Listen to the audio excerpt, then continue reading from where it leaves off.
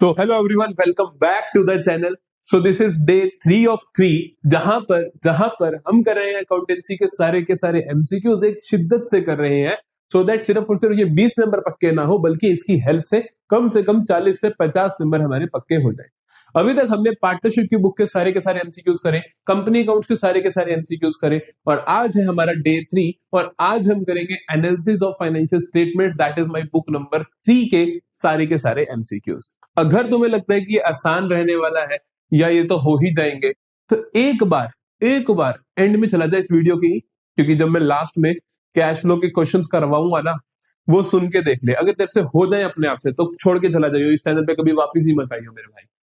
इतना आसान नहीं होता है पेपर जितना हमें लगता है। जितना लाइटली हम लेते हैं उतने लाइटली लेने लायक चीज नहीं होती है। So please please listen till the end and you will realise कि कितना ज्यादा वैल्यू एडिशन है इस लेक्चर के अंदर। सो this is a very very important lecture. एक एक एमसीक्यू को मैंने ढूंढ ढूंढ के प्यारा प्यारा एमसीक्यू, मुश्किल एमसीक्यू, हर चीज मैं लेकर आया हूं आज के लेक्चर में। कल से जैसा कि तुम जानते हो जाएंगे इस चैनल पे लाइव शुरू, लाइव मैराथन, वो लाइव मैराथन जिसमें मैं तुम्हारा बड़ा भाई, मैं तुम्हारा टीचर तुम्हें प्रॉमिस करता हूं कि कुछ का कुछ हो जाए, अकाउंटेंसी के पेपर में एक भी चीज मेरे पढ़ाई के बाहर से नहीं आएगी। ठीक है, चलो कल की बात कल करेंगे, आज करते हैं आज का लेक्चर शुरू। तो जल्दी से शुरू करते हैं marathon one shot for MCQs of book number 3।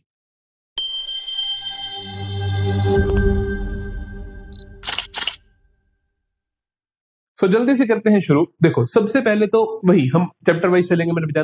सबसे पहले हम करेंगे अपना फाइनेंशियल स्टेटमेंट्स के, टूल्स ऑफ फाइनेंशियल स्टेटमेंट के, और फिर रेशियो एनालिसिस के, फिर कैश फ्लो के करेगा मजा ही आ जाएगा, रेशियो के करेगा मजा ही आ जाएगा। ये है हलवा हलवा थोड़े, है ना। पहले जल्दी इनको निपटा देते हैं। कहता है tool of analysis of financial statements which indicates the trend and direction of financial position and operating results. कहता है ऐसा टूल ऑफ फाइनेंशियल स्टेटमेंट जो क्या बताता है, ट्रेंड का एनालिसिस करता है। पहले तो आपको पता होना चाहिए कि टूल्स कौन कौन से हैं। तो टूल्स मेरे जो सिलेबस में है मैं आपको वो करवा रहा हूँ। टूल्स तो बहुत सारे होते हैं बेटा, बहुत सारे होते हैं, लेकिन जो हमारे सिलेबस में हम वो देखें अगर, तो हमारे पास जो टूल्स दे रखे हैं, एक तो हमें दे रखे हैं कंपैरेटिव स्टेटमेंट्स, एक हमें दे रखी है कॉमन साइज स्टेटमेंट्स, एक हमें दे रखी है रेशियो एनालिसिस, और एक हमें दे रखा है कैश फ्लो स्टेटमेंट। ठीक है, एनालिसिस के टूल हमें ये दे रखे हैं। और और फाइनेंशियल स्टेटमेंट्स कौन कौन सी है मेरी। फाइनेंशियल स्टेटमेंट से मुझे क्या क्या बताया गया है। फाइनेंशियल स्टेटमेंट से मुझे बताया गया है कि भैया मेरे पास है statement of profit and loss, मेरे पास है बैलेंस शीट, मेरे पास है नोट्स टू अकाउंट, और फंड कई बार फंड फ्लो स्टेटमेंट आ जाते हैं, लेकिन तुम्हें तीन ही पता होने चाहिए, बहुत है। तीन ही पता होने चाहिए, बहुत है। ठीक है, तो अगर हमसे कोई पूछे कि भैया टूल्स कौन कौन से हैं, तो ये सारे हैं हमारे टूल्स। और फाइनेंशियल स्टेटमेंट्स में क्या आता है, तो ये आता है। और जनरली जो एमसीक्यू आएगा बेटा, वो इसी से रिलेटेड आएगा, तो इस चीज का ध्यान रखना। ठीक, तो कहते हैं analysis of financial statement which indicates trend and direction. Trend कौन बताता है, ट्रेंड का मतलब होता है पिछले साल से कंपेयर करना। तो ट्रेंड एनालिसिस करती है मेरी कंपैरेटिव स्टेटमेंट। तो ट्रेंड एनालिसिस कौन करता है, मेरी कंपैरेटिव स्टेटमेंट जो होती है वो ट्रेंड का एनालिसिस करती है, कंपेयर करती है पिछले साल से इस साल को। तो trend analysis comparative statements. While preparing common size statement of profit and loss, जब कॉमन साइज स्टेटमेंट बनाते हो तो आपको किसी चीज को कॉमन साइज लेना होता है। बैलेंस शीट हो तो कॉमन साइज लेते हैं हम बैलेंस शीट के टोटल को, कि हर चीज को बैलेंस शीट के टोटल की परसेंटेज के रूप में लिखते हैं। और अगर हम statement of P and L बनाए, तो जो हम 100 मानते हैं वो किसको मानते हैं, आरएफओ को मानते हैं। आरएफओ को बेस मानते हैं और यहाँ पे बैलेंस शीट टोटल को मानते हैं। तो क्वेश्चन ने पूछा कि भैया जब statement of P and L बना रहे हो तब किसको मानोगे आप, तो हर आइटम को किसकी परसेंटेज के रूप में एक्सप्रेस करोगे, तो हम आरएफओ की परसेंटेज के रूप में एक्सप्रेस करने वाले हैं। ठीक है, ये इंपॉर्टेंट पेज है, इसको लिख लोगे तो इस चैप्टर का कोई भी एमसीक्यू आएगा वो गलत नहीं करोगे।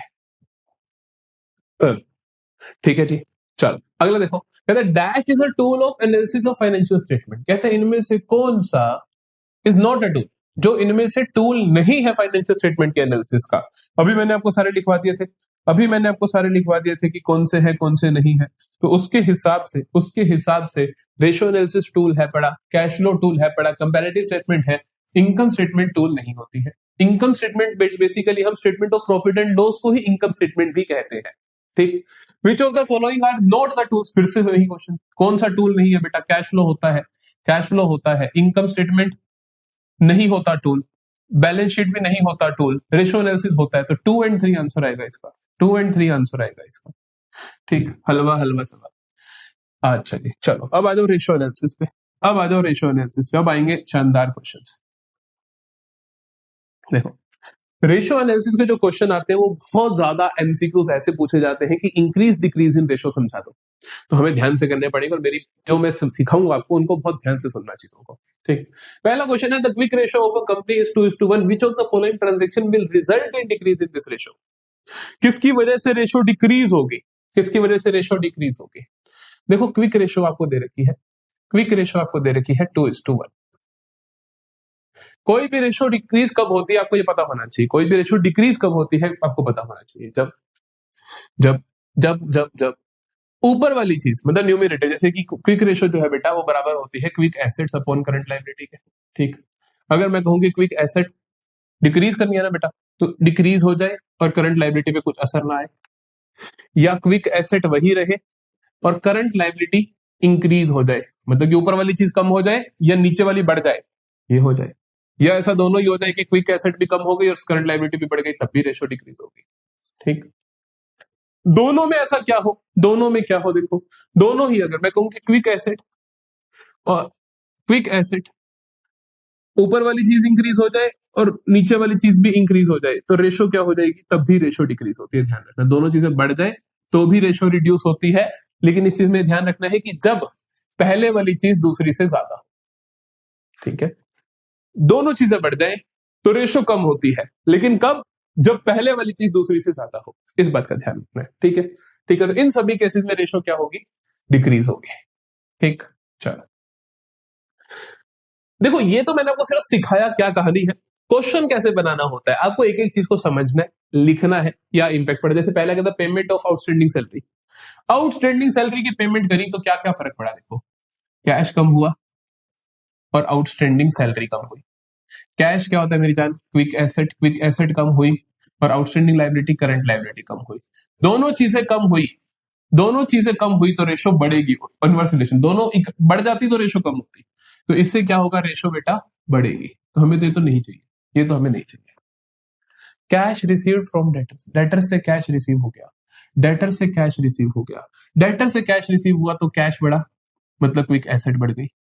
डेटर्स कम हुए तो मतलब क्विक एसेट कम हो गई, क्विक एसेट बढ़ी और कम हो गई तो कुछ भी असर नहीं आएगा, इसका तो नो चेंज है।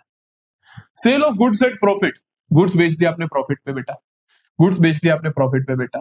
जब आपने गुड्स बेचे, मान लो आपने 30,000 वाला सामान 40 में बेच दिया, तो आपका कैश बढ़ गया, क्विक एसेट बढ़ गई। क्विक एसेट कम नहीं हुई क्योंकि इन्वेंट्री कम हुई। देखो आप कैसे लिखोगे, आप इसको अलग अलग करके लिख सकते हो। पहले तो लिखो कि भैया कैश बढ़ गया और दूसरा मेरा स्टॉक या इन्वेंट्री कम हो गई। तो क्विक एसेट पे क्या असर हुआ? सिर्फ बढ़ा, है ना, क्योंकि inventory is not a part of quick asset, inventory is not a part of quick asset, तो क्विक एसेट पे क्या फर्क पड़ा? बढ़ गई। अच्छा भैया क्विक एसेट बढ़ गई तो रेशो इंप्रूव होगी, हमें चाहिए डिक्रीज कर। Purchase of goods for cash, goods खरीद लिए कैश के लिए बेटा, गुड्स खरीद लिए कैश के लिए, तो क्या हुआ? स्टॉक बढ़ गया, कैश कम हो गया, क्विक एसेट कम हो गई क्योंकि stock is not a part of quick asset. ऊपर वाली चीज कम हो गई, नीचे वाली करंट लायबिलिटी में कुछ असर ही नहीं हुआ। ये देखो ये देखो, ये वाला केस बन गया ना, ये वाला केस बन गया ना, तो दिस इज रेशियो रिड्यूस, ठीक है। मैं कॉम्प्लेक्स क्यों कर रहा हूं? मैं कॉम्प्लेक्स क्यों कर रहा हूं? तो मैं लग रहा होगा कॉम्प्लेक्स कर रहे हैं सर, मैं कॉम्प्लेक्स नहीं कर रहा। यही आसान तरीका होता है, यही समझने का तरीका होता है। अगर तुझे नहीं आता तो मतलब तेरी दिक्कत है, you don't know the concept, तुझे आना चाहिए कॉन्सेप्ट। तो अब ध्यान रखेगा, अब ध्यान रखेगा क्या क्या ध्यान रखेगा? मैं एक बार समराइज कर दूं पूरा कॉन्सेप्ट, है ना, क्योंकि आगे बहुत सारे सवाल आएंगे। समराइज कर दूं, 2 मिनट लगाऊं, अब समझ आएगा तुझे, ध्यान से देखिए। अगर भैया रेशो 2:1 है, ठीक है, ये न्यूमिनेटर है, ये डिनोमिनेटर है, दोनों बढ़ जाए तो रेशो कम होगी, दोनों कम हो जाए तो रेशो बढ़ेगी। ऊपर वाला बढ़े नीचे वाला कुछ ना हो तो रेशो बढ़ेगी। ऊपर वाला कुछ ना हो, ऊपर वाला मेरी जान, ऊपर वाले पे ही असर डालता हूं मैं कि ऊपर वाला कम हो जाए नीचे वाले पे कुछ ना हो तो रेशो कम हो जाएगी।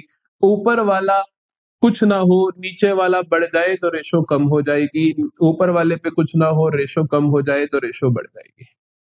ये जो चार है ये हरदम सेम चलते हैं, चाहे रेशो ऐसी हो, चाहे रेशो में कहूँ कि न्यूमिनेटर और डिनोमिनेटर है बेटा 1:2 है, 1:3 है, या पहले वाला कम है, मैं इससे लिख देता हूँ कि 0.7:1, वट एवर, पहले वाला कम है दूसरे से, तो सिर्फ ये दोनों बदलेगा। क्या मैं कहूँ न्यूमिनेटर बढ़े डिनोमिनेटर बढ़े तो रेशो भी बढ़ेगी, न्यूमिनेटर कम हो डिनोमिनेटर कम हो तो रेशो भी कम होगी, बस इतना ही तो याद रखना है। ये चारों सेम रहेंगे। बता मुझे क्या प्रॉब्लम है भाई, क्या प्रॉब्लम है भाई, कर लेगा क्या? अगर ये दोनों बराबर है, अगर बाबू ये दोनों बराबर है, न्यूमिनेटर डिनोमिनेटर 1:1 है, तो बेटा अगर न्यूमिनेटर भी बढ़ जाए डिनोमिनेटर भी बढ़ जाए तो रेशो पे कुछ फर्क नहीं पड़ेगा। न्यूमिनेटर कम हो जाए डिनोमिनेटर कम हो जाए तो रेशो पे कुछ इंप्रूव नहीं, फर्क नहीं पड़ेगा। ये वाला यहां पर भी सेम रहेगा। आई बात समझ के नहीं? आई बात समझ के नहीं? ठीक, चलो। The quick ratio of a company is 2:1, quick ratio of a company is 1:1, sorry. Which of the following transaction will result in increase? Increase कब होगा? देखिए एक एक चीज को देखते हैं, समझ आएगी। पहले में कहता है भैया cash received from debtors, cash आया डेटर्स कम हुए तो एक वीक एसेट बढ़ गई, एक वीक एसेट कम हो गई, नेट इंपैक्ट नो चेंज। चलो। सोल्ड गुड्स ऑन क्रेडिट, उधार पे गुड्स बेच दिए तो बेटा इन्वेंट्री कम हो गई, करंट लायबिलिटी बढ़ गई। भैया इन्वेंट्री क्विक एसेट का पार्ट नहीं होती लेकिन करंट लायबिलिटी बढ़ गई तो हम कहेंगे क्विक एसेट पे कुछ असर नहीं, सीएल बढ़ गई। ऊपर वाली चीज एज इट इज नीचे वाली बढ़ जाए तो रेशो कम होती है, तो रेशो कम होती है, हमें तो रेशो को इंक्रीज करना है, गलत है। सी पे आ जाइए। Purchase goods on credit, goods खरीद लिए उधार पे तो इन्वेंट्री बढ़ गई, और अरे वो सोल्ड था क्या, sorry sorry sorry sorry sorry sorry sorry sorry, I am so sorry, sold goods on credit था क्या, मैंने ये पढ़ लिया। सोल्ड गुड्स ऑन क्रेडिट है तो बेटा क्या हुआ, इन्वेंट्री कम हो गई और डेटर्स बढ़ गए, और डेटर्स बढ़ गए क्योंकि तुम उधार पे सामान बेचा। अगर तुमने उधार पे सामान बेचा, अगर तुमने उधार पे सामान बेचा तो डेटर्स इंक्रीज हो गए। भैया इन्वेंटरी पे कुछ असर नहीं, डेटर्स बढ़ गए तो क्विक एसेट बढ़ गई एक तरीके से, क्योंकि ये तो क्विक एसेट का पार्ट नहीं होती, ये बढ़ गई। Current liability as it is है, ऊपर वाली चीज बढ़ गई नीचे वाली एज इट इज है तो रेशो बढ़ जाएगी, तो रेशो बढ़ जाएगी। Option B is the correct answer. बाकी देखो ही, क्योंकि इतना टाइम नहीं होता ना मेरी जान पेपर में, तो इसीलिए जब कर रहे हो ध्यान से करो। चलो, ratios that are calculated for measuring the efficiency of operations of a business based on effective utilization of resources are known as, कहता है ऐसी रेशो जो बिजनेस की एफिशिएंसीज को, उसके ऑपरेशंस की एफिशिएंसी को मेजर करती हैं, उन्हें हम क्या बोलते हैं राजे, उन्हें हम बोलते हैं एक्टिविटी रेशोस, की आपके बिजनेस का एक्टिविटी कैसा है। तो बेसिकली चार तरीके के रेशो होते हैं, liquidity, short term solvency, solvency ratio, long term solvency. Turn over या एक्टिविटी रेशो बिजनेस की एफिशिएंसी को मापती है, प्रॉफिटेबिलिटी रेशो बिजनेस के प्रॉफिट्स को मापती है। तो इन चारों के पर्पस आपको पता होने चाहिए, तो इसका आंसर आएगा turn over ratio. The debt equity ratio of मनक एंटरप्राइजेस इज 2.5:1, 2.5:1, पहले वाली चीज दूसरी से ज्यादा है, ठीक है। विच of the following transaction will result in increase in this ratio, देख लेते हैं। रेशो है बेटा डेट इक्विटी। चलो, पहली ट्रांजेक्शन में कहता है purchase of goods on credit, उधार पे गुड्स खरीद दिए, गुड्स उधार पे खरीदे बेटा, तो एक बात बता मुझे, गुड्स उधार पे खरीदे तो इन्वेंट्री बढ़ गई और तेरे क्रेडिटर बढ़ गए। इन्वेंट्री होता है करंट एसेट बढ़ गई, क्रेडिटर होता है करंट लायबिलिटी बढ़ गई। डेट इक्विटी पे कुछ फर्क ही नहीं आएगा, क्योंकि डेट इक्विटी में तो डेट पे फर्क पड़ना चाहिए और इक्विटी पे पड़ना चाहिए, पड़ा ही नहीं भैया, यहाँ तो पड़ा ही नहीं भैया, इन दोनों पे तो फर्क। चलो घर चलो, बी पे आइए। पेमेंट टू क्रेडिटर्स, क्रेडिटर्स को पेमेंट कर दी भैया, कैश कम हो गया और क्रेडिटर्स भी कम हो गए। करंट एसेट कम हो गई भैया, करंट लायबिलिटी कम हो गई, फिर से डेट इक्विटी पे कुछ असर नहीं आया। अरे बाबू ये तो करंट रेशो की चीजों पे असर आ रहा है। सी पे आइए। Issue of debentures 6 lakh, issue of debentures 6 lakh, cash बढ़ गया, डिबेंचर्स बढ़ गए। कैश तो करंट एसेट का पार्ट होता है भाई, ये होता है डेट का पार्ट, तो डेट इंक्रीज हो गया, मतलब ऊपर वाली चीज इंक्रीज हो गई, नीचे वाली एज इट इज है। ऊपर वाली चीज इंक्रीज हो गई, नीचे वाली एज इट इज है, तो रेशो इंप्रूव हो जाएगी। तो रेशो इंक्रीज हो जाएगी तो रेशो इंक्रीज हो जाएगी। Option C is the correct answer. ठीक है, ऐसे करते हैं स्पीड में। ठीक, चलो अगला सवाल देखो। करंट रेशो कैलकुलेटेड है भाई, स्क्रीनशॉट ले लो करते हैं तो, है ना, फिर कहोगे जल्दी जल्दी आगे करती है सर। ये लो, current ratio calculated on the basis of above information will be current ratio. ठीक है भैया, निकालते हैं। करंट रेशो क्या होता है? करंट रेशो होता है current assets upon current liability.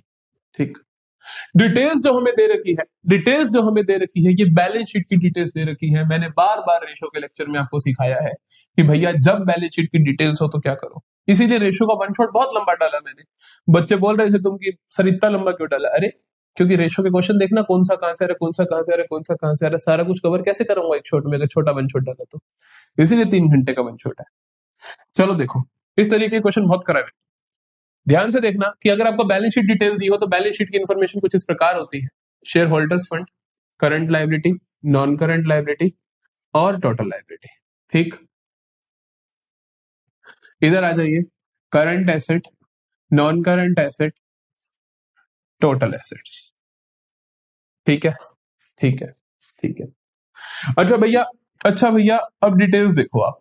Total asset है 3 लाख की, ये 3 लाख की। भैया नॉन करंट एसेट है 2,60,000 की, 2,60,000 की। तो भैया करंट एसेट कितनी होगी? 40,000 की। आती है बात समझ के नहीं? अच्छा इधर आ जाइए। नॉन करंट लाइबिलिटी है भैया 80,000 की, 80,000 की। अरे तो करंट के आगे लिख दिया गया, 80,000 की। शेयर होल्डर्स फंड है भैया 2 लाख का। अरे ये 3 का तो ये भी 3 का, हाँ के ना? ये 3 लाख, ये 2 + 80 तो ये कितना बचा? 20,000। करंट रेशो क्या होती है? Current asset upon current liability. Current asset कितनी? 40,000। करंट लाइबिलिटी कितनी? 20,000। के से के उड़ गया, ये 2 से उड़ गया, तो 2:1 मेरा आंसर आ गया। 2:1 मेरा आंसर आ गया। आया कि नहीं आया? जल्दी बताओ, जल्दी बताओ। ठीक है, ठीक है। अगला सवाल देखते हैं, अगला सवाल देखते हैं। When current ratio is 4:1, when current ratio is 4:1, current assets are 60,000 and quick ratio is 2.5:1। कहते हैं कि करंट रेशो 4:1 है, करंट एसेट्स इतनी है, क्विक रेशो ये है, the amount of inventory will be. सोचे भैया, करंट रेशो दे रखी है 4:1 की, मतलब कि current asset upon current liability दे रखा है 4/1। भैया करंट एसेट दे रखा है 60,000। अरे अरे मेरी जान, ये 60,000 है, ये 4/1 है, ये बटा में करंट लायबिलिटी, करंट लायबिलिटी को उधर फेंक दो, उधर फेंक दो, 4 को इधर ले आओ, तो 60,000/4। ये कितने पे कैंसिल हुआ भैया? 15 पे कैंसिल हुआ। तो करंट लायबिलिटी कितना आया भैया? 15,000 आया। समझ में आई बात? समझ में आई बात कि करंट लायबिलिटी कितना आया? 15,000 आया।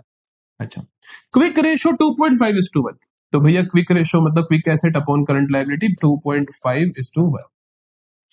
भैया क्विक रेशो दे रखी है, क्विक एसेट कितनी होगी भैया? क्विक एसेट होगी बेटा 2.5 इंटू करंट लायबिलिटी, मतलब 15,000।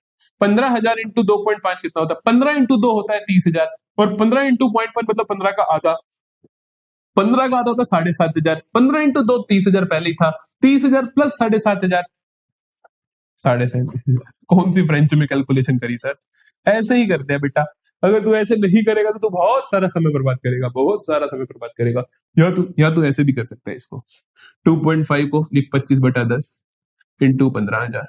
ठीक, 5 इंटू 5, 5 इंटू 2, 15 इंटू 5 75,000 अपॉन 2 37,500। कैसे भी कर, कैसे भी कर, ये देख कितना हलवा था। अच्छा भैया क्विक एसेट आ गई, अब क्या चाहिए? क्या मुझे? मुझे चाहिए इन्वेंट्री, मुझे चाहिए इन्वेंट्री। अच्छा मुझे चाहिए इन्वेंट्री, मेरे पास क्या क्या है?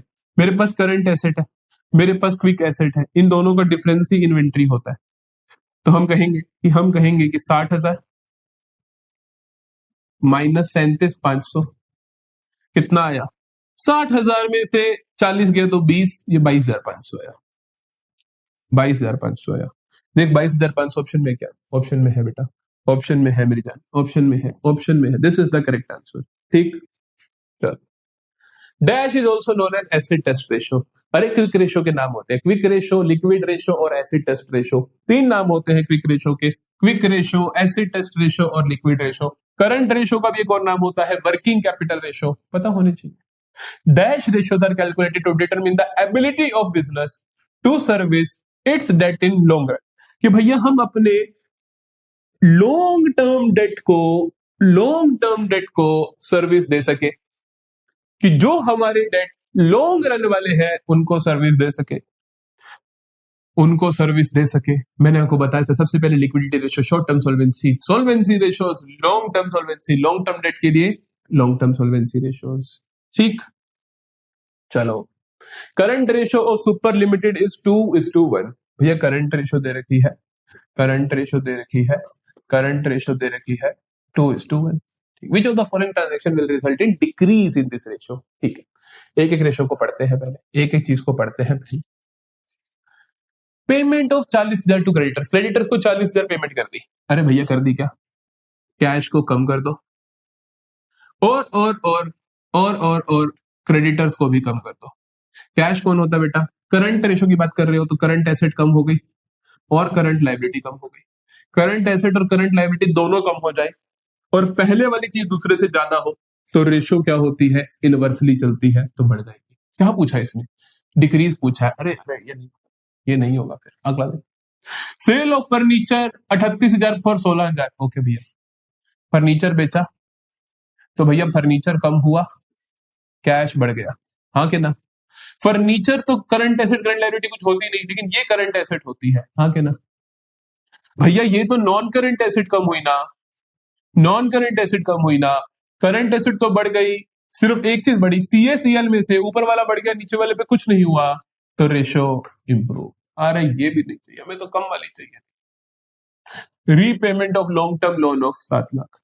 हमने क्या करा? रीपेमेंट कर दी लॉन्ग टर्म लोन की 7 लाख की। देखो कैश कम हुआ और करंट लायबिलिटी कम हुई। अरे भैया लॉन्ग टर्म लोन है तो नॉन करंट लायबिलिटी कम हुई, कैश कम हुआ तो करंट एसेट कम हुई और नॉन करंट लायबिलिटी कम हुई। इन दोनों पे असर देखो तो ये कम हुआ, इसे कुछ नहीं हुआ, तो रेशो रिड्यूस। ठीक, I am not very sure about this क्योंकि थोड़ा अजीब सा है, मैं अगला भी पढ़ देता हूँ। अगला कहता है कैश कलेक्टेड फ्रॉम डेटर्स। अगला है कैश कलेक्ट, क्योंकि तुम भी श्योर नहीं होगे, मतलब मैं तो हूं, तुम नहीं होगे जब ये क्वेश्चन कर रहे होगे, तो अगला भी पढ़ो। कैश कलेक्टेड फ्रॉम डेटर्स, तो भाई कैश बढ़ गया, डेटर्स कम गया। ठीक, कैश बढ़ गया मतलब बेटा करंट एसेट बढ़ गई, करंट एसेट कम हो गई, कछु असर नहीं आएगा रेशो पे, so the correct answer would be ratio का रिड्यूस होना। समझ में आती है क्या बात? ठीक, okay. Which of the following statement is incorrect? कौन सी स्टेटमेंट गलत है? बिल्कुल गलत है। Liquidity ratios are calculated to measure the short term solvency. ये बिल्कुल ठीक है, ऐसा ही होता है, ये शॉर्ट टर्म के लिए होती है। Current ratio is also known as acid test ratio. अरे नहीं बाबू, एसिड टेस्ट रेशियो तो हम लिक्विड रेशियो और क्विक रेशियो को बोलते हैं, एसिड टेस्ट रेशियो तो हम क्विक रेशियो और लिक्विड रेशियो को बोलते हैं। तो this is the correct option. ठीक, the debt equity ratio of a company is 2:1. Which of the following transaction will increase the debt equity ratio? कहते debt equity ratio है 2:1, debt equity ratio है 2:1। Which of the following transactions will increase the debt equity ratio? कौन सी transaction debt equity ratio को बढ़ा देगी? देखिए, issue of shares. भैया issue of shares issue करोगे तो क्या होगा? कैश बढ़ जाएगा और इक्विटी बढ़ जाएगी, है ना? इक्विटी मतलब शेयर्स बढ़ जाएंगे। कैश कौन होता है? करंट एसेट बढ़ गई और इक्विटी बढ़ गई। डेट इक्विटी में से किस पे असर आया? डेट पे कुछ नहीं आया, इक्विटी बढ़ गई। नीचे वाली चीज बढ़ जाए, ऊपर वाली वही रहे तो रेशो कम हो जाती है, तो रेशो रिड्यूस होती है। तो this is not the correct answer. नीचे से चलते यार, पहला तो कभी होता ही नहीं है। नीचे से देखो, पेमेंट ऑफ क्रेडिटर्स ऑफ 50,000। यहीं से सोचो, क्रेडिटर्स को पेमेंट करी, कैश गया और क्रेडिटर्स कम हुए, दोनों ही करंट एसेट और करंट लायबिलिटी है, हमें चाहिए डेट और इक्विटी का असर। Issue of bonus share 3 lakh के बोनस शेयर इशू कर दिए, तो क्या हुआ? इक्विटी बढ़ जाएगी, है ना? इक्विटी बढ़ जाएगी भैया, डेट पे कुछ असर नहीं, इक्विटी बढ़ गई तो रेशो क्या होगा? रिड्यूस होगी। ये भी नहीं हो सकता। ये देखो, इशू ऑफ 9% डिवेंचर्स, बिल्कुल 9% डिवेंचर जब इशू करोगे तो कैश बढ़ जाएगा और डेट बढ़ जाएगा। नीचे वाली ऊपर वाली चीज, डेट इक्विटी में ऊपर वाली चीज बढ़ गई, नीचे पे कोई असर नहीं, तो रेशो इंक्रीज हो जाएगी। इसमें देख रहे हो कितनी खराब है तुम्हारे सर की। पहले सोचा पहला कर ले तो फिर नीचे से चला गया, अरे भाई आंसर तो बी था, दूसरे भी आ जाता। ठीक, तुम्हारी भी हो सकती है किस्मत खराब, है ना। चलो, dash ratios are calculated to determine the ability of the business to service its debt in long run। कहता है dash ratios are calculated to determine ability of business to service its debt in the long run। हो गया ना repeat, हो गया ना repeat, comment section में बता देना। चलो, inventory turnover ratio of a company was 5 times. खतरनाक क्वेश्चन होगा, खतरनाक क्वेश्चन होगा। क्यों होगा, क्यों होगा? क्योंकि भैया ये क्वेश्चन जो है ना, ये क्वेश्चन जो है ना सैंपल पेपर का है। The inventory turnover ratio is 5 times, the company had, the firm had RFO of 5 lakh and gross profit 25% of the cost of RFO. RFO है बेटा कंपनी का 5 लाख और ग्रॉस प्रॉफिट जो है वो 25% ऑफ कॉस्ट है। ठीक, 25% ऑफ कॉस्ट है, ना कि आरएफओ। 25% ऑफ कॉस्ट है, कॉस्ट का 25% है। ठीक है, determine the amount of opening inventory if closing inventory is this. ठीक है, अपने को निकालना है ओपनिंग एंड क्लोजिंग इन्वेंट्री। अभी निकाल देंगे, अभी निकाल देंगे, ध्यान से देखेंगे। देखो, इन्वेंट्री टर्नओवर रेशियो जो होता है वो किसके बराबर होता है भाई? इन्वेंट्री टर्नओवर रेशियो बराबर होता है कोग्स अपॉन एवरेज इन्वेंट्री। ऐसे 3 नंबर का सवाल है। कोग्स अपॉन, कोग्स तो पता नहीं भैया हमें, क्योंकि क्या पता है हमें? तो पता है सिर्फ और सिर्फ सेल्स, और हमें पता है जीपी। अगर हम सेल्स में से जीपी माइनस करेंगे तो हमारे पास कोग्स आ जाएगी। शॉर्टकट सुनो ध्यान से, अगर प्रॉफिट्स अगर प्रॉफिट्स अगर प्रॉफिट्स 25% ऑफ कॉस्ट है, 25% ऑफ कॉस्ट है, तो इसका मतलब 20% ऑफ आरएफओ होता है। ठीक, अगर प्रॉफिट 33.33% ऑफ कॉस्ट है, इसका मतलब 25% ऑफ आरएफओ होता है। और याद रख के चले जाना, एमसीक्यू में हेल्प होगी। ठीक, यहां पर क्वेश्चन ने बोला कि भैया जीपी जो है 25% ऑफ कॉस्ट है, तो सेल्स का 20%, तो इसका मतलब जीपी जो है 20% ऑफ आरएफओ है बेटा। आरएफओ कितना है मेरी जान? 5 लाख। 5 लाख का 20% कितना होता है बेटा? 1 लाख। जीपी अगर 1 लाख है भैया, जीपी अगर 1 लाख है भैया, तो कॉस्ट कितना होगा भैया? तो कॉस्ट ऑफ गुड सोल्ड होगा RFO minus GP. 5 lakh minus 1 lakh, 4 lakh. कॉस्ट है बेटा 4 लाख। तो मैं कहूंगा कि inventory turnover ratio is 4 lakh upon average inventory. तो मैं कहूंगा कि average inventory is equal to 4 lakh by 5, that is 80 है। तो एवरेज इन्वेंट्री क्या होती है मेरी जान? Opening plus closing upon 2। तो opening plus closing upon 2 is equal to 80 है। आई बात समझ? अच्छा भैया, ओपनिंग प्लस क्लोजिंग, क्लोजिंग तो 60,000 है, क्लोजिंग तो 60,000 है, तो मैं कहूंगा कि opening plus 60,000 is equal to 80,000 into 2। इस 2 को ऊपर भगा दिया, इस 2 को ऊपर भगा दिया। 80,000 इंटू 2 1,60,000। 1,60,000 में से ये वाला 60,000 हटा देगा तो ओपनिंग इन्वेंट्री कितनी आ जाएगी? 1 लाख। ठीक, क्या कृष्माई सवाल है, क्या कृष्माई सवाल। ये कोई पूछ रहे एमसीक्यू का क्वेश्चन है ना, एमसीक्यू का थोड़ी होगा। चलो चलो चलो, हमें तो करना ही है। समझ में आ गई बात? This trick is going to help a lot. Assertion gross profit ratio is always higher than the net profit ratio. नहीं, ऑलवेज हायर नहीं होता। देखो, माना कि नेट प्रॉफिट निकालने के लिए ग्रॉस प्रॉफिट में से आपको बाकी खर्चे माइनस करने पड़ते हैं। हो सकता है खर्चा हो ही ना किसी बिजनेस में, जीरो खर्चा हो तो सकता है ना, उसने कहा ऑलवेज, ऑलवेज नहीं हो सकता। जनरली ऐसा होता है कि जीपी रेशो ज्यादा होती है नेट प्रॉफिट रेशो से, क्योंकि जीपी तो निकलता है सिर्फ और सिर्फ cost of goods sold minus करके, और उसके बाद बाकी खर्चे माइनस करो तो नेट प्रॉफिट पे आप पहुंचते हो। ऐसा जनरली देखने को मिलता है, लेकिन ऑलवेज नहीं कह सकते, तो this is wrong. To calculate net profit, indirect expenses are subtracted from gross profit and indirect incomes are added। बिल्कुल सही बात है, यही करते हैं, बाकी चीजों को जोड़ते कम करते हैं, ये बिल्कुल ट्रू है। तो assertion is wrong and reason is true। assertion is wrong, reason is true। बहुत प्यारा क्वेश्चन है, समझ में। अब देख, इतने मुश्किल क्वेश्चन के ऑप्शन में आसान क्वेश्चन है, तो तू आसान वाला अटेम्प्ट करियो, ठीक।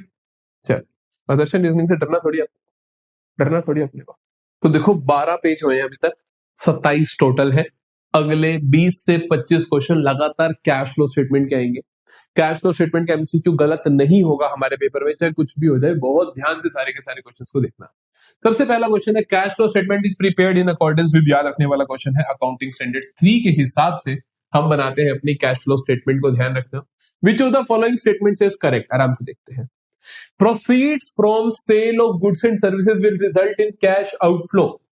पहली चीज तो ये देखो बेटा कि प्रोसीड्स फ्रॉम सेल ऑफ कुछ गुड्स एंड सर्विसेज अगर आपने बेचे तो कैश आएगा कि जाएगा, कैश इनफ्लो होगा भैया। यहाँ पे क्या बोला, कैश आउटफ्लो बोला है भैया, तो ये गलत है।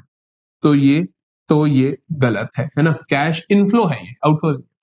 Payment of dividend will result in cash flow from investing activities.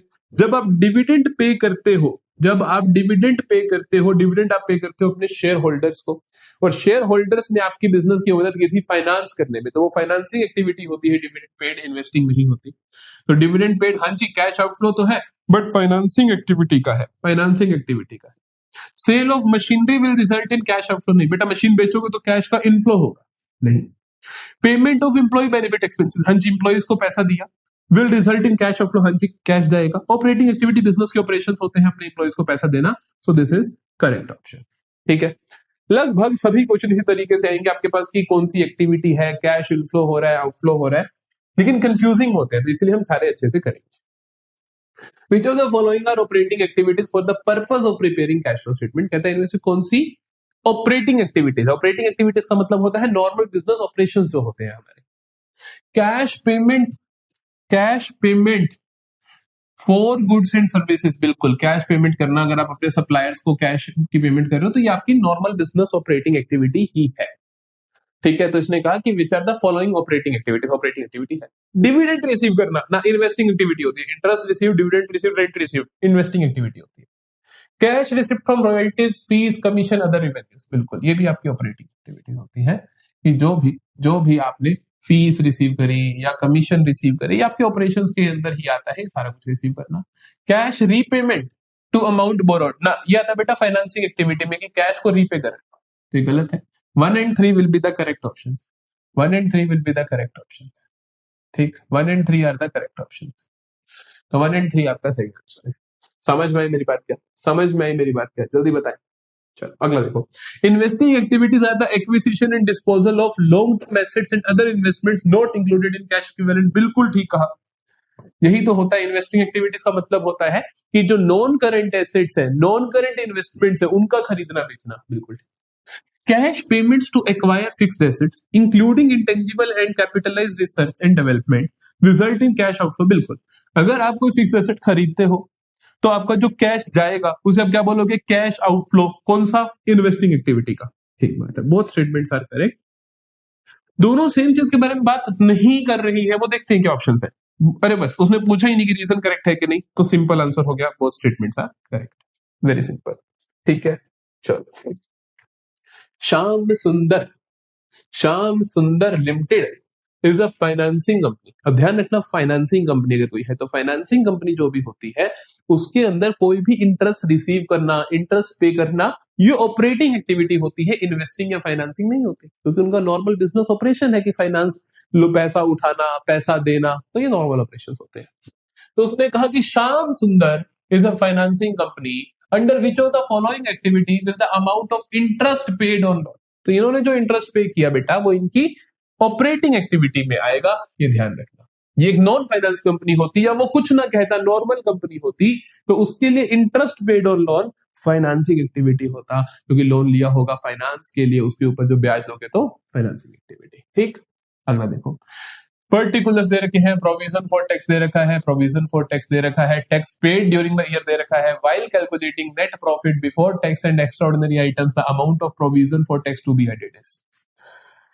तो इस सवाल में आपको करना पड़ेगा, एक छोटा सा खाता बनाना पड़ेगा प्रोविजन फॉर टैक्स का। मैं बिना खाते के भी सिखा दूंगा, पहले एक बार नॉर्मल जो बेसिकली जैसा लोग करते हैं वैसा सीख लो।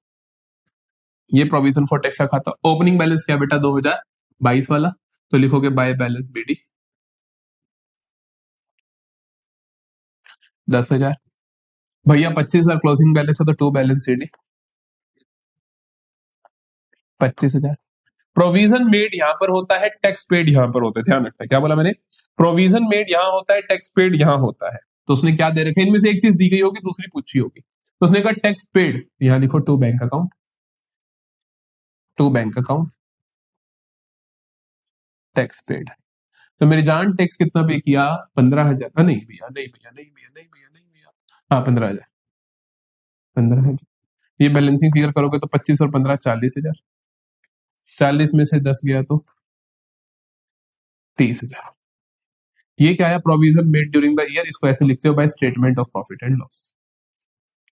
प्रोविजन मेड ये इसका खाता है, इतने खाते की नीड नहीं होती, हम बिना खाते के भी कर सकते हैं। तो बेसिकली जब net profit before tax and extraordinary items निकालते हैं तो वहां पर provision for tax made during the year को जोड़ना पड़ता है। तो अगर हम उसको जोड़ेंगे तो वहां पर हम 30,000 को जोड़ रहे होंगे। इस बात का खास ध्यान रखना है कि वहां पर हम कितना जोड़ रहे होंगे बेटा? 30,000 जोड़ रहे होंगे। ठीक है, ठीक है सर। तो करेक्ट आंसर क्या आएगा? करेक्ट आंसर क्या आएगा? 30,000। एक और तरीका सुनो। अरे मेरे गुल्लक में थे शुरू में 10,000, गुल्लक में थे शुरू में 10,000, गुल्लक में रखने कितने हैं? 25,000। गुल्लक में थे कितने? 10,000। 15,000 खर्च दिए तो मतलब -5। 25 रखने हैं तो पहले तो जो 5 फालतू गए वो लेकर आओ और 25 ही लेकर आओ, तो 25 और 5 30,000। सही आंसर क्या आया? 30,000। ठीक। तो प्रोविजन एक गुल्लक की तो होती है, प्रोविजन एक गुल्लक की तो होती है। अच्छा, from the above information cash flow from investing activity निकालो। इन्वेस्टमेंट्स देखो, इन्वेस्टमेंट्स कहते हैं आपने खरीदी 2 लाख की, बेची 1,80,000 की। खरीदी 2 लाख की तो बेटा 2 लाख रुपए गए, बेची 1,80 की तो 1,80 आ गया। कैश के बारे में देख रहे हो था। गुडविल खरीदी है 3 लाख की तो 3 लाख चले गए। -2 + 1,80 -20,000 -3,20,000 तो 3 लाख, तो -3,20,000 -3,20,000 तो माइनस आउटफ्लो, मतलब कि आउटफ्लो 3,20,000। स्टेटमेंट्स रीड करते हैं। Financing activities relate to long term funds and और कैपिटल ऑफ एन एंटरप्राइज। बिल्कुल सही बात है। फाइनेंसिंग एक्टिविटीज में हम पढ़ते हैं issue of shares, issue of debentures या रेजिंग लोन्स। तो मतलब कि कैपिटल या फिर लॉन्ग टर्म फंड्स को कैसे अरेंज किया जाए, इसी के बारे में हम फाइनेंसिंग एक्टिविटी में बेटा बात करते हैं। तो ये सही स्टेटमेंट है। दूसरी देखिए, separate disclosure of cash flows arising from financing activities is important. कहता है फाइनेंसिंग एक्टिविटीज को अलग लिखना इंपॉर्टेंट है। क्यों? क्योंकि they represent extent to which expenditures have been made for resources intended to generate future income and cash flow।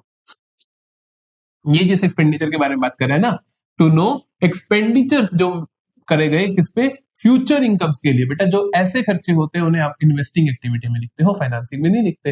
ये investment के एक्सपेंडिचर्स होते हैं। क्या बोला उसने? ऐसे खर्चे extent to which expenditures which have been made for the resources intended to generate future income। ऐसी चीजें लेना जिनसे फ्यूचर में इनकम मिले। वो तो होता है मशीन खरीदना, प्लांट खरीदना, लैंड खरीदना, वो इन्वेस्टिंग एक्टिविटी होता है मित्र। तो ये फॉल्स स्टेटमेंट है। ये फाइनेंसिंग के अंदर नहीं आता बाबू, ये इन्वेस्टिंग में आता है। तो A is true, B is false. A is true, B is false. What will be the effect of transaction? Payment of employ benefit expenses on cash flow. अरे payment of employ benefit expenses operating activity का outflow होता है, operating का outflow होता है, operating का outflow होता है। चलो, issue off fully paid bonus share, issue off fully paid bonus share out of security premium account will result in inflow of cash. नहीं, कैश क्यों होगा? तुमने fully paid bonus share issue करे, उसके अंदर तुम कैश नहीं लेते हो, अपने पास जो पड़ा होता है ना पहले से पैसा, उसी में से कर देते हो। तो there is no inflow of cash, there is no inflow of cash. False है ये स्टेटमेंट। ठीक। Cash withdrawn from bank will result in inflow. अरे भैया क्यों करेगा? कैश विड्रॉ करवाया तो एक कैश की चीज दूसरी कैश में बदल गई, तो why is this inflow of cash? Cash equivalents की जो आपस में ट्रांजैक्शंस होती है उनसे इनफ्लो आउटफ्लो नहीं होता है। तो both are incorrect, both are incorrect. Statement 1 and 2 are incorrect, दोनों ही बिल्कुल गलत है। ठीक। Which of the following transactions will result in cash flows from operating activities? Operating activity बताना है अपने को, ऑपरेटिंग बताना है अपने को, देखते हैं। चलो, cash received from sale of investment नहीं बेटा, sale of investment investing activity होता है। Cash received from sale of goods, बिल्कुल बिल्कुल बिल्कुल ये कैश है, क्योंकि गुड्स बेचा तो ये ऑपरेटिंग एक्टिविटी है। डिविडेंड रिसीव करना फिर से इन्वेस्टमेंट एक्टिविटी होती है। Payment of cash for purchase of fixed asset फिर से इन्वेस्टिंग एक्टिविटी होती है, तो operating activity is this only. Dividend paid by a finance company, बड़ा ही फेमस क्वेश्चन है ये, बहुत मतलब लिटरली हर बोर्ड ये क्वेश्चन पूछता है। कहते हैं dividend paid by a finance company, क्या है dividend paid by a finance company, आराम से सुनो। डिविडेंड पे किया फाइनेंस कंपनी ने, डिविडेंड किस पे दिया जाता है बेटा, शेयर होल्डर्स को। किसको दिया जाता है, शेयर होल्डर्स को। फाइनेंस कंपनी ने अगर अपने शेयर होल्डर्स को डिविडेंड दिया तो उनके लिए भी फाइनेंसिंग एक्टिविटी है, क्योंकि उनके शेयर होल्डर्स भी तो वही हैं जिन्होंने उनके पैसा दे रखा है। तो dividend paid is financing activity for every type of firm, for every type of firm. ध्यान रखना ये बहुत खास सवाल था, बच्चे इसको ऑपरेटिंग कर देते हैं। Statement 1, issue of debenture will result in inflow of cash. अरे भैया सिंपल सी बात है, बिल्कुल सही बोले कि जब डिबेंचर इशू करेंगे तो कैश आएगा। Issue of debentures to the vendors for purchase of machinery will result in outflow. अरे नहीं बाबू, जब तूने मशीन खरीदी और उसके बदले डिबेंचर्स इशू कर दिए तो there is no flow of cash, no flow of cash. ठीक है, कोई कैश आने जाना ही नहीं है। A is true, B is false. A is true, B is false. Statement 1 is correct, 2 is incorrect. ठीक। What will be the effect of purchase of marketable securities for cash on cash flow statement? Marketable securities जो होती है वो cash and cash equivalent का part ही होती है, ध्यान रखना। तो देयर इज नो, कोई इफेक्ट नहीं आएगा इसका। चलो, paid 5 lakh to acquire shares in the Nilgiri जो भी है, this industries and received a dividend of 30,000 after acquisition. This transaction will result, 5 lakh के तुमने शेयर खरीदे भैया, 5 लाख के शेयर खरीदे, तो ये इन्वेस्टिंग एक्टिविटी का -5 लाख है कि नहीं। फिर भैया 30,000 का डिविडेंड रिसीव होगा, dividend received, interest received, rent received, ये सब इन्वेस्टिंग के इनफ्लोज होते हैं, तो +30 हो गया। 5 माइनस 5 लाख माइनस 30,000 प्लस, तो राजे -4,70,000, तो राजे -4,70,000, -4,70,000। Cash outflow from investing activity is 4,70,000। Identify which of the following transaction will result in cash inflow from operating activity से inflow आ रहा हो कैश। पेमेंट टू क्रेडिटर, अरे जा रहा है बाबू कैश, जा रहा है cash. Interest received by a non finance, non finance company ने अगर इंटरेस्ट रिसीव करा तो इंटरेस्ट तो वो रिसीव करेगा इन्वेस्टिंग एक्टिविटी पे, गलत है बाबू। डिविडेंड रिसीव, ये भी इन्वेस्टिंग एक्टिविटी है। अमाउंट रिसीव्ड फ्रॉम डेटर्स, बिल्कुल डेटर से जो अमाउंट रिसीव करा वो क्या होगा आपका, ऑपरेटिंग एक्टिविटी से कैश का इनफ्लो होगा। The transaction acquisition of machinery by issue of equity share, equity share को इशू करके आपने मशीन खरीद ली, तो there is no effect on cash flow. Cash flow तो हुआ ही नहीं ना मेरा बेटा, तूने मशीन खरीदी और शेयर्स दिए, ना तो कोई कैश आया ना कोई कैश गया। ठीक। The transaction capital gains tax paid on sale of fixed asset, ध्यान से सुनो, आगे ना नहीं, अब ये तो तुम्हें आता ही नहीं होगा। Capital gains tax paid on sale of fixed asset, अरे तूने अगर एसेट को बेचा, अगर तूने एसेट को बेचा तो कौन सी एक्टिविटी है भैया, इन्वेस्टिंग एक्टिविटी है। खरीदना इन्वेस्टिंग होती है, बेचना भी इन्वेस्टिंग। अरे बेचते हुए जो खर्चा होगा वो भी इन्वेस्टिंग एक्टिविटी है। तो बेचते हुए अगर कुछ खर्चा वर्चा हो गया, कोई भी खर्चा वर्चा हो गया, तो वो भी इन्वेस्टिंग एक्टिविटी है। तूने कोई कैपिटल गेन टैक्स दिया या तूने कोई ब्रोकर को पेमेंट करी, तो वो सारी की सारी इन्वेस्टिंग में जाएगा। Which of the following transaction will result in no flow of cash? कहता किसकी वजह से कोई फ्लो नहीं होगा कैश का, भैया मशीन खरीदोगे तो फ्लो होएगा, भैया फ्लो होएगा। सेल ऑफ इन्वेस्टमेंट करोगे तो कैश आएगा, रिडम्पशन ऑफ डिबेंचर करोगे तो कैश जाएगा। अगर एक्वायर करोगे, अगर एक्वायर करोगे, अगर एक्वायर करोगे machinery bye issue of equity shares, तो कुछ नहीं होगा, शेयर्स बढ़ जाएंगे, मशीनरी भी बढ़ जाएगी, there is no flow of cash. Match the transactions given in the column. चलो भैया मैच करते हैं ट्रांजैक्शंस को। इन्वेस्टिंग, इंटरेस्ट पे करना, interest pay financing activity, financing. Purchase of goodwill, investing activity. A का बी और बी का ए, ए का बी, बी का ए, सी का C, cash receive from sale of goods. ठीक है, परफेक्ट। चलो, interest of 3,000 received in cash on loans and advances. आपने किसी को लोन दे रखा था, किसी को एडवांस दे रखा था, उस पे 3,000 का तुम्हें रिसीव हो गया कैश, तो this is interest received, this is interest received from cash inflow from investing activities, क्योंकि तुमने किसी को लोन दिया तो इसका मतलब तुमने इन्वेस्ट कर रखा है पैसा, तो this is cash inflow from investing activities. ठीक, अच्छा। In case of financial enterprise whose main business is lending and borrowing, कहता है जिसका मेन काम है lending borrowing, interest paid and interest received, कहता है उनके लिए इंटरेस्ट पेड और इंटरेस्ट रिसीव्ड क्या होगा बेटा, ऑपरेटिंग एक्टिविटी, उनका रोजाना का काम है, तो ये क्या होगा उनके लिए, ऑपरेटिंग एक्टिविटीज होंगी। क्या होंगी उनके लिए, ऑपरेटिंग एक्टिविटीज होंगी। समझ में आई बात? चलो जी, चलो जी, अगला देखें। Which of the following statement is correct, कहता कौन सी स्टेटमेंट बिल्कुल सही है। Investments in shares are excluded from cash equivalents unless they are in substance cash equivalent. कहता है कि बड़ा ध्यान से सुनना, कहता है अगर आपने शेयर से पैसा इन्वेस्ट कर रखा है तो उसको हम कैश इक्विवेलेंट का पार्ट नहीं मानते हैं। कब नहीं मानते हैं, जब तक कि उनको कैश इक्विवेलेंट ना बोला गया हो।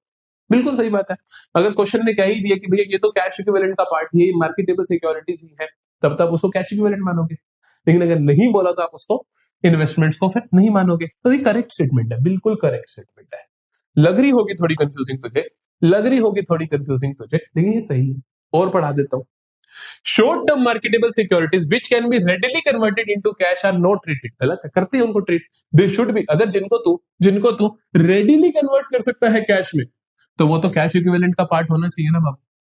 जिनको तो रेडिली कैश में कन्वर्ट कर सकता है वो तो कैश इक्विवेलेंट का पार्ट होना चाहिए ना बाबू, ये तो गलत है। In case of financial enterprise interest received and dividend received are classified as investing activity. नहीं नहीं नहीं, इंटरेस्ट रिसीव्ड, फाइनेंशियल में इंटरेस्ट रिसीव्ड क्या होती है बेटा, ऑपरेटिंग एक्टिविटी होती है। चलो चलो बाबू घर चलो। Provision for tax made during the year should be classified as outflow. नहीं, प्रोविजन फॉर टैक्स जो बनाया जाता है उससे कैश का कोई इनफ्लो आउटफ्लो नहीं होता। क्यों नहीं होता, क्योंकि भैया प्रोविजन फॉर टैक्स का मतलब होता है प्रॉफिट का एक हिस्सा उठा के अलग रख देना, किसी को देना नहीं है, रखा है अलग से रख, तो there is no flow of cash. तो answer will be option number A. Which of the following is cash flow from operating activities for a finance company? Finance company के लिए कैश फ्लो हो। डिवेंचर्स इनटू शेयर से तो भैया कोई cash का conversion ही नहीं हुआ। बिल्डिंग खरीदने से तो कैश गया तो सही, लेकिन ये इन्वेस्टिंग एक्टिविटी होगी, ऑपरेटिंग। डिविडेंड पे करना फाइनेंसिंग एक्टिविटी होती है, डिविडेंड रिसीव करना इनके लिए रोज का काम है, क्योंकि काफी सारी कंपनियों में पैसा इन्वेस्ट करते हैं, तो ये ऑपरेटिंग एक्टिविटी होता है डिविडेंड रिसीव करना। अंतिम सवाल, आई होप दो सवाल होंगे, है बड़े।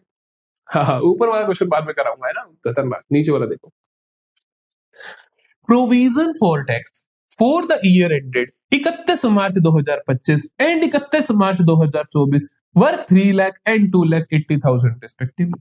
कहता भैया प्रोविजंस थे 3 lakh and 280 respectively during year tax paid was 2,50,000। Repeat होगा ना question. Determine the amount of tax propose का मतलब होता है provision made during the year. ठीक है बाबू, ठीक है, चल छोटा सा खाता बनाऊंगे। अभी तेरे को सिखाया भी था मैंने, बिना खाते के सिखाया था, बिना खाते के कराऊं। चलो बिना खाते के देखो पहले। भैया पहले कितना प्रोविजन था पिछले साल का, 24 तो ये भैया पहले 280 पड़ा था गुल्लक में, फिर भैया टैक्स दे दिया कितना, 250, फिर भैया टैक्स दे दिया 250, भैया गुल्लक में अभी भी कितना बचा है, 30,000। भैया गुल्लक में होना कितना चाहिए ईयर एंड पे, 3 लाख, है ना, ईयर एंड पे 3 लाख। भैया मेरे पास अभी गुल्लक में है 30,000, ईयर एंड पे मुझे गुल्लक में चाहिए 3 लाख, तो क्या करूं? भैया मेरे पास है 30,000, ईयर एंड पे चाहिए 3 लाख, तो भैया क्या करूं? अरे मेरी जान, तो 2,70,000 और डाल दे, 2,70,000 और डाल दे, 2,70,000 और डाल दे। Option number D. आई बात समझ? बिना खाता बनाए भी हम कर सकते हैं। गुल्लक में कितने पैसे थे, गुल्लक में से कितने पैसे निकल गए, गुल्लक में कितने चाहिए, डिफरेंस आ गया। चलो ये देखो, ध्यान से सुनना, बहुत शानदार क्वेश्चन है। 99% बच्चा क्वेश्चन को गलत करेगा।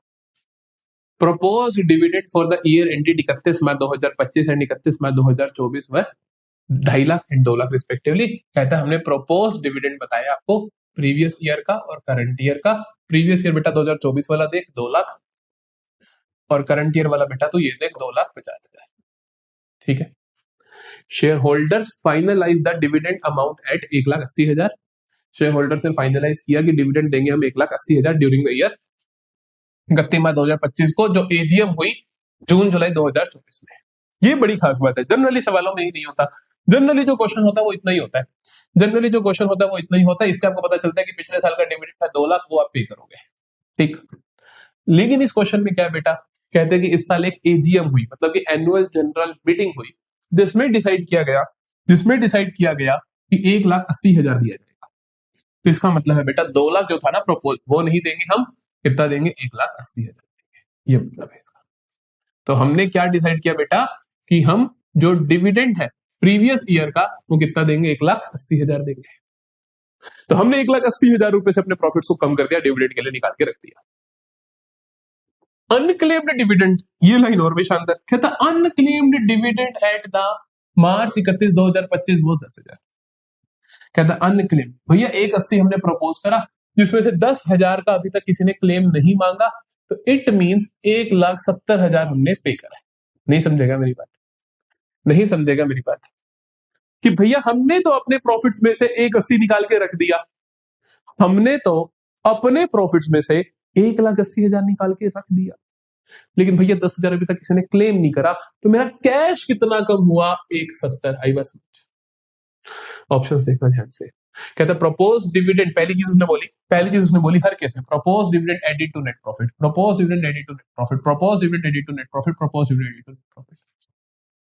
कहता नेट प्रॉफिट में प्रपोज डिविडेंड को कितना ऐड करोगे, भैया 1,80 करेंगे, क्योंकि हमने सेट असाइड कितना करा था, 1,80। इसका आंसर होना चाहिए 1,80, 1,80। तो ये गलत, ये गलत, ये ठीक, ये ठीक, ठीक।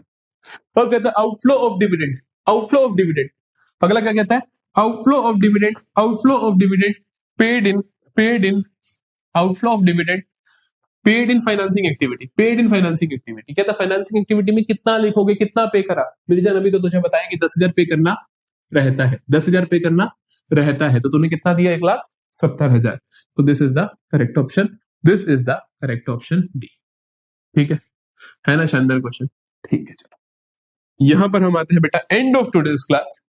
मेरा वादा है ये सारे एमसीक्यूज अगर आपने तीनों के कर रखे हैं, तीनों क्लासेस के, तो यू आर गोइंग टू एकदम से खुश हो जाओगे, you are going to be very proud of yourself when you are giving your accountancy exam. तुमको अगर सब आता है, सब आता है, सब तो करा है हमने, तो एक भी एमसीक्यू सरप्राइज नहीं होगा अगर तुमने ये सारे के सारे एमसीक्यूज खत्म कर लिए हैं। तो अब कोई बात नहीं रह गई, अब तो सिर्फ लाइव की बात है। अब होंगे लाइव मैराथन, शानदार लाइव मैराथन, जिसमें हम पूरे का पूरा सिलेबस बहुत अच्छे से निपटा देंगे।